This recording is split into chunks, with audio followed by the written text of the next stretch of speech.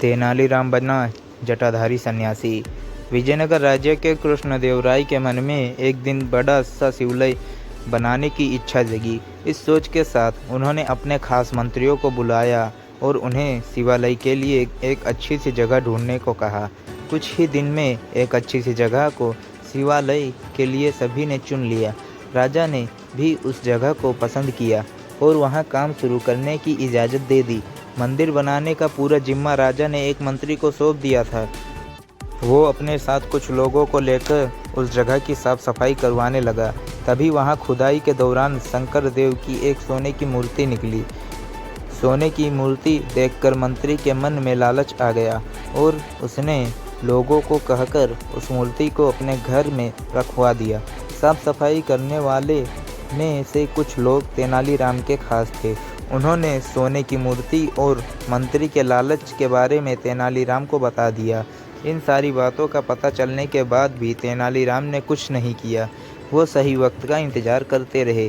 कुछ दिन बाद मंदिर के लिए सुनिश्चित की गई जगह पर भूमि पूजन करने का मुहूर्त निकाला गया। सब कुछ अच्छे से होने के बाद राजा दरबार में अपने मंत्रियों के साथ मंदिर के लिए मूर्ति बनवाने की बातचीत करने लगे। उन्होंने अपने सारे मंत्रियों से इसके बारे में राय मांगी। सबसे बात करने के बाद भी राजा मूर्ति को लेकर कुछ फैसला नहीं ले पाए। राजा ने अगले दिन फिर अपने सारे मंत्रियों को दरबार में मूर्ति के बारे में चर्चा करने के लिए बुलाया। तभी एक जटाधारी सन्यासी दरबार में आया। सन्यासी को देखकर सबने उन्हें आदरपूर्वक बैठने के लिए कहा। एक आसन पर बैठकर जटाधारी सन्यासी ने राजा से कहा कि मुझे स्वयं महादेव ने यहाँ भेजा है। मैं जानता हूँ कि आप लोग शिव मंदिर बनाने की सोच रहे हैं और वहाँ स्थापित करने के लिए मूर्ति कैसे हो, उस पर यहाँ चर्चा हो रही है। इसी वजह से मैं यहाँ आया हूँ। जटाधारी सन्यासी ने आगे कहा कि भगवान शिव ने मुझे खुद आप लोगों की परेशानी दूर करने के लिए यहाँ भेजा है। राजा कृष्णदेवराय ने आश्चर्य से कहा कि खुद भगवान शिव ने आपको भेजा है। जटाधारी सन्यासी ने जवाब देते हुए कहा, हाँ, स्वयं महाकाल ने मुझे भेजा है। उन्होंने कहा है कि शिव शंभु ने आपकी एक सोने की मूर्ति आपके लिए भेजी है।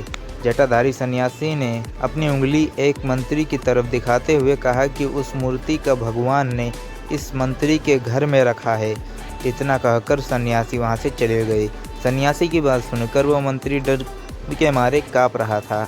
उसके मन में हुआ कि इस जटाधारी को आखिर मूर्ति के बारे में कैसे पता चला होगा।